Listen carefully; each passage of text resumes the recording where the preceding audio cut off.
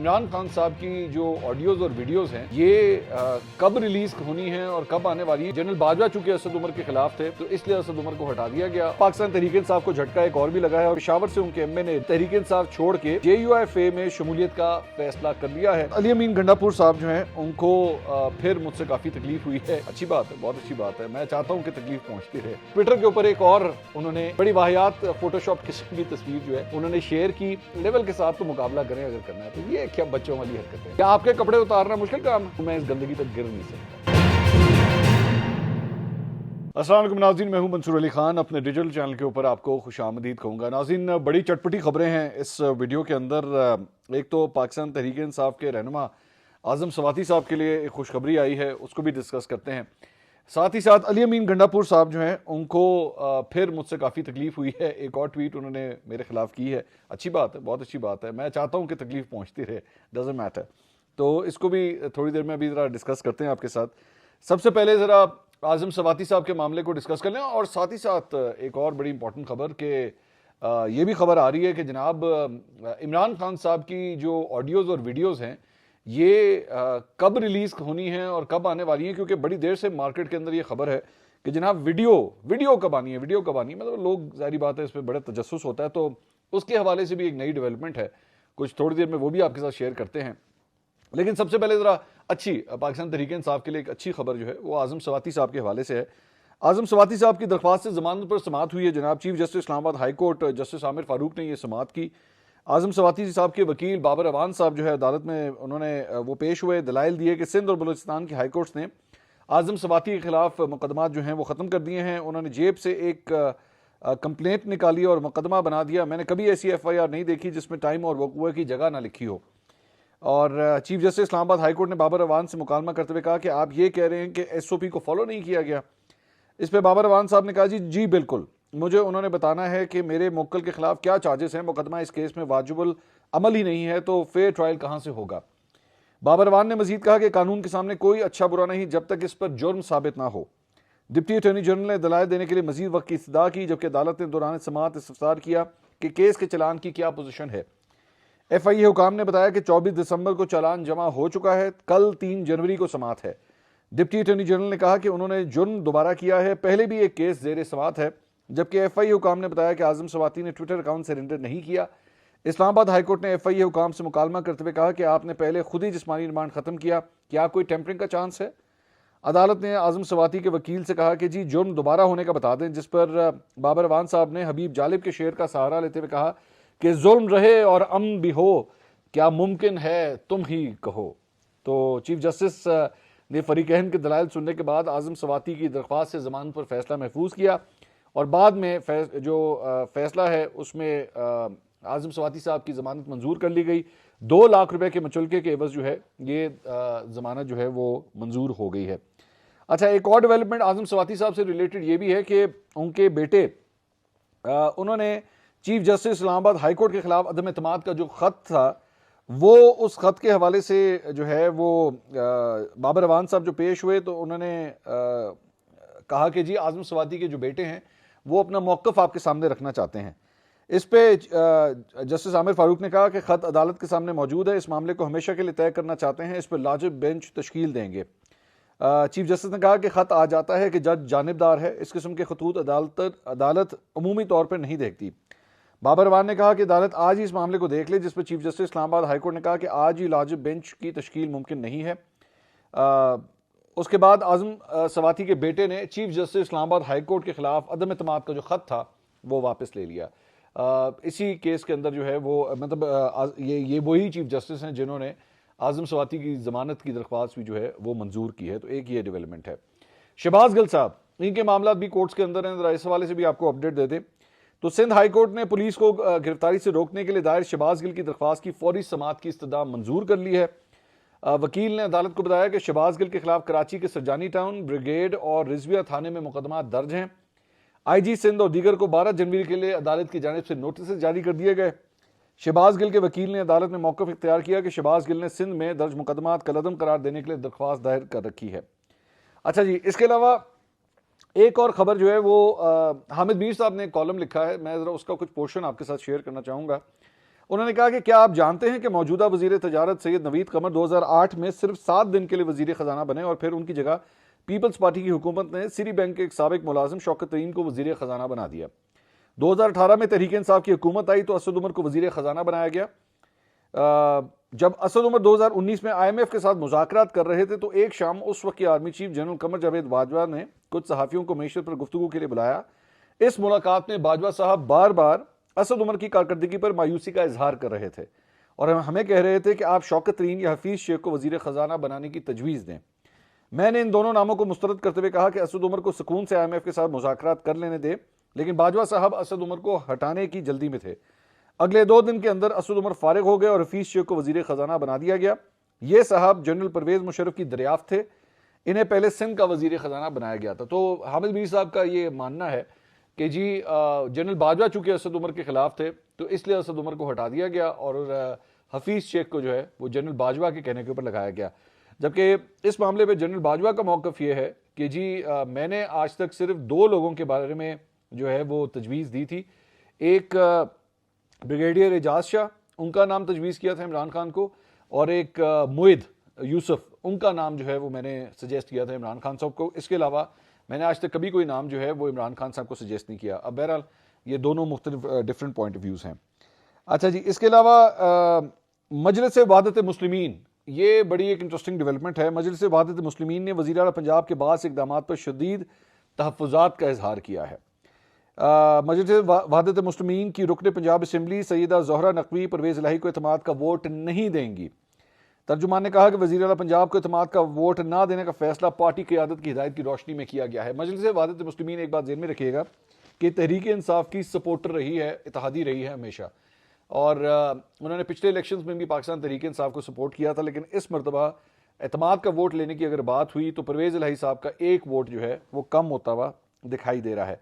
एक और पाकिस्तान तहरीक इंसाफ को झटका एक और भी लगा है और वो ये है कि पेशावर से उनके MNA नासिर मूसा जई, उन्होंने तहरीक इंसाफ छोड़ के JUIFA में शमूलियत का फैसला कर लिया है। उनके सूबाई उम्मीद JUIFA के सूबाई उम्मीद सेनेटर मौलाना अताउर रहमान ने नासिर मूसा जई से मुलाकात की और JUI में शमूलियत की उन्हें दावत दी, जिस पर नासिर मूसा जई ने सेनेटर मौलाना अताउर रहमान की दावत जो है वो कबूल कर ली। नासिर मूसा जई आइंदा हफ्ते मौलाना फजल रहमान की मौजूदगी में JUI में शामिल हो जाएंगे। अच्छा जी, इसके अलावा इलेक्शन कमीशन ने इस्लामाबाद में बल्दियाती इंतखाबात जल्द अज जल्द कराने का फैसला कर लिया है, जिसके लिए तैयारियां भी अब तेज कर दी गई हैं।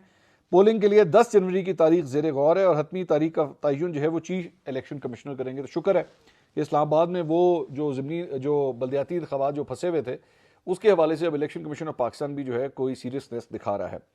अच्छा, इसमें एक बड़ी इंटरेस्टिंग डेवलपमेंट है कि इमरान खान साहब ये जो अभी सहाफ़ियों से मिले थे कल, तो उस गुफ्तगू के अंदर उन्होंने ये कहा कि जी मैंने आज तक कभी चीफ इलेक्शन कमिश्नर की अहलिया से के पोस्टिंग से मुतल्लिक कभी बयान नहीं दिया। वो अपने बयान से ही मुकर गए, मैंने तो कभी गल ही नहीं की। तो उन्होंने कहा कि जी उन्होंने कहा कि चीफ इलेक्शन कमिश्नर की अहलिया को बतौर, जबकि ऐसा नहीं है। हमने जब इसको चेक किया तो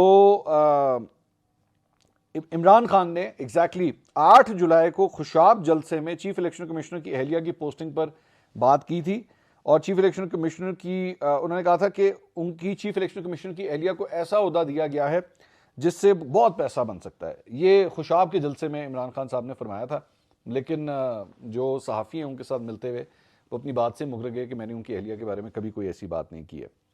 और उन्होंने साथ ये भी कहा कि chief election commissioner general Bajwa के हुक्म पर काम करते थे। ये जनरल बाजवा के हवाले से भी उन्होंने एक इल्ज़ाम लगाया। अच्छा, वैसे मेरा यहाँ पे एक सवाल है कि अगर चीफ इलेक्शन कमिश्नर जो है वो जनरल बाजवा के हुक्म के ऊपर अगर काम करते थे तो अब तो आर्मी चीफ चेंज हो गए हैं, तो आप नए आर्मी चीफ को कहिए कि जनाब ये चीफ इलेक्शन कमिश्नर जो है इनको बदल दें।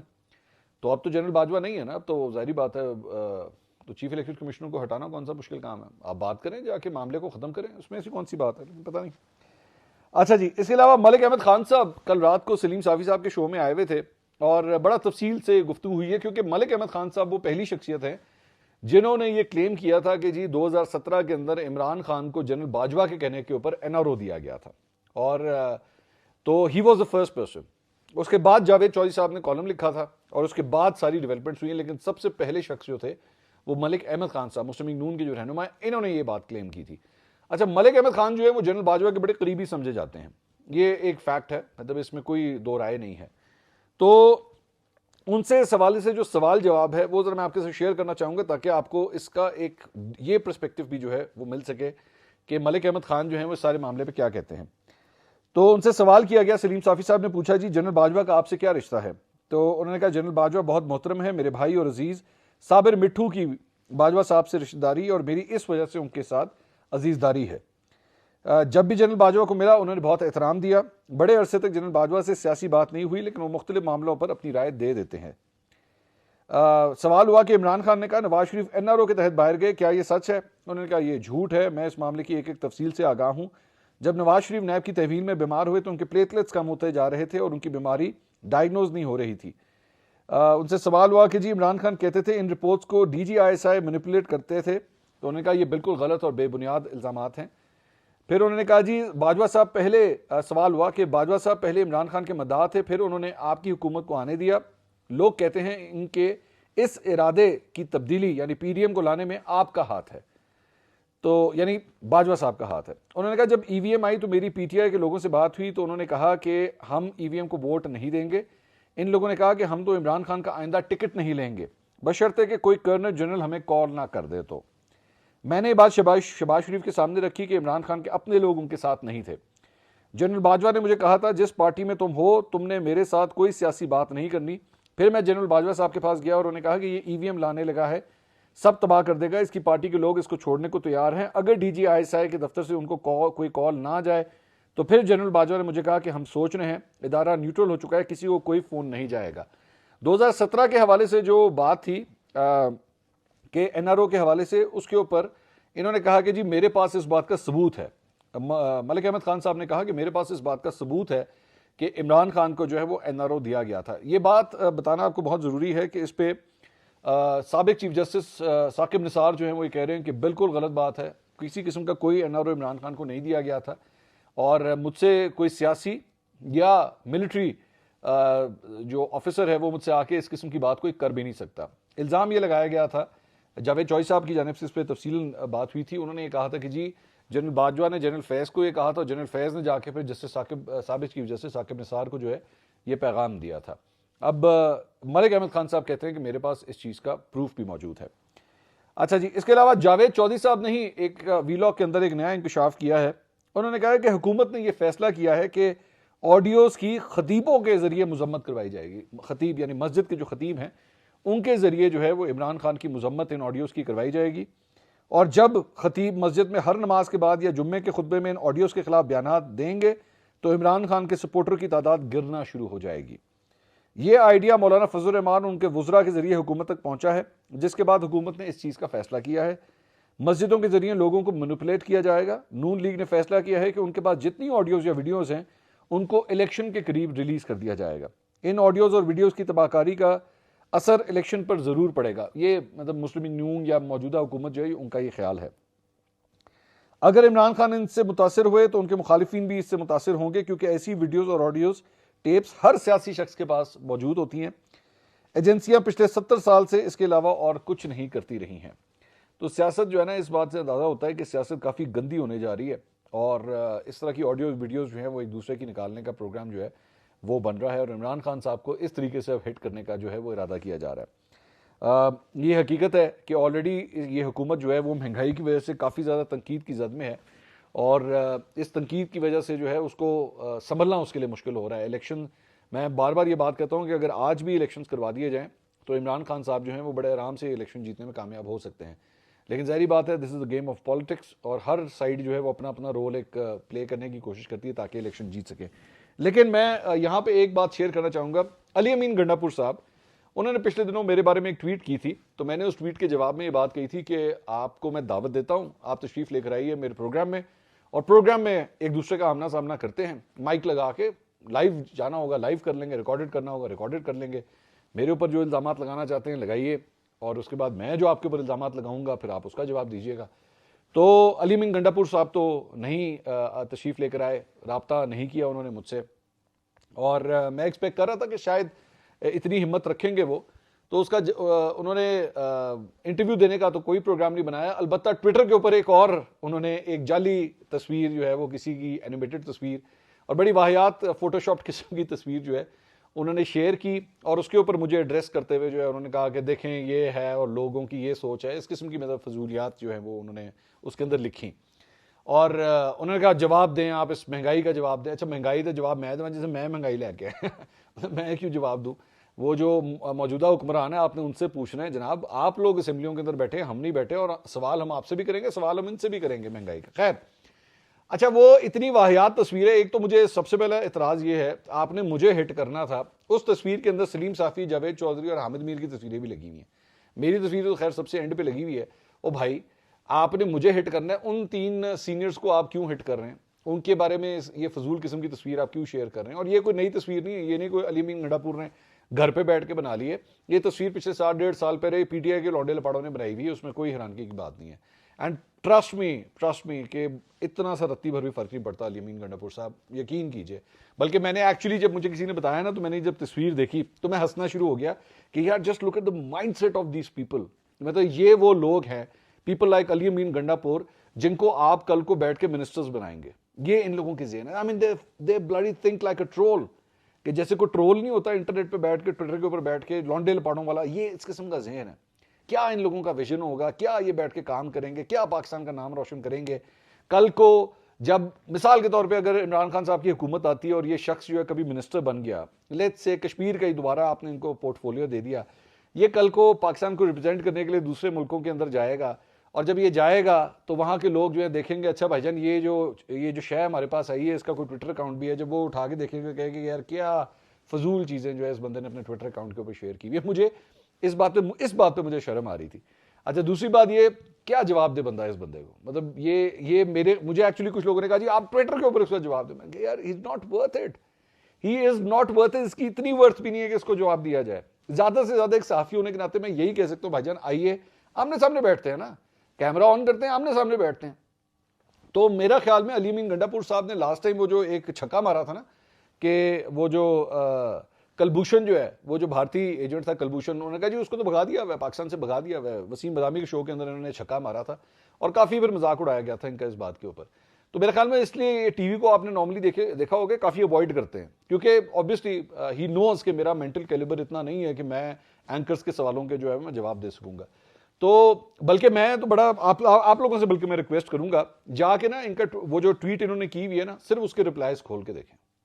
लोगों ने वो इनको सुनाई हुई है, वो सुनाई हुई है, यहां तक कि पीटीआई के अपने फॉलोअर्स ने, कि यार हम पीटीआई के फॉलोअर हैं, लेकिन ये क्या गंदगी है यार, ये क्या चीज है, ये क्या तुमने ये शेयर किया हुआ, ये हम ऐसी इस तरह नहीं हम पीटीआई को सपोर्ट करना चाहते।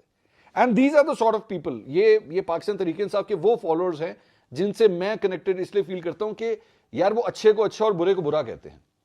दिस आर द सॉर्ट, आंखें बंद करके अंधी फॉलोइंग मत करें, ठीक है? मेरे बारे में अली अमीन गंडापुर साहब जो कहना चाहते हैं, मैं दोबारा कहूंगा, अली अमीन गंडापुर साहब आप जो कहना चाहते हैं please come on the show. ये मेरे शो पे नहीं आना, किसी और के शो में आ जाए, चले इस तरह कर लें। ARY या और आपका कोई फेवरेट एंकर हो, उस पर बैठ जाते हैं, आमने सामने बैठ जाते हैं। आप बोलिए, मेरे बारे में बोलिए, फिर मैं आपके बारे में बोलूंगा, फिर लोगों को फैसला करने दें। और प्लीज ये जो लिफाफा शिफाफा और इस किस्म की जो आप बातें करते हैं ना, सबूत जरूर लेकर आइएगा।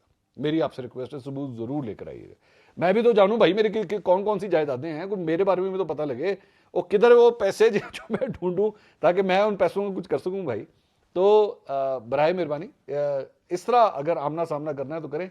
ये क्या लौंडे लपाड़ों की तरह बैठ के फोटोशॉप तस्वीरें ट्वीट कर देना, कम ऑन अली अमीन गंडापुर साहब, एटलीस्ट एक लेवल के साथ तो मुकाबला करें अगर करना है तो। ये क्या बच्चों वाली हरकतें। अब आपकी फोटोशॉप तस्वीर बनाना मुश्किल काम है, या आपके कपड़े उतारना मुश्किल काम है? कोई मुश्किल काम नहीं, it's a piece of cake. But I am sorry, मैं क्या करूं, मैं इस गंदगी तक गिर नहीं सकता, मेरा एक लेवल है। अगली वीडियो में दोबारा मुलाकात होगी। अल्लाह हाफ़िज़।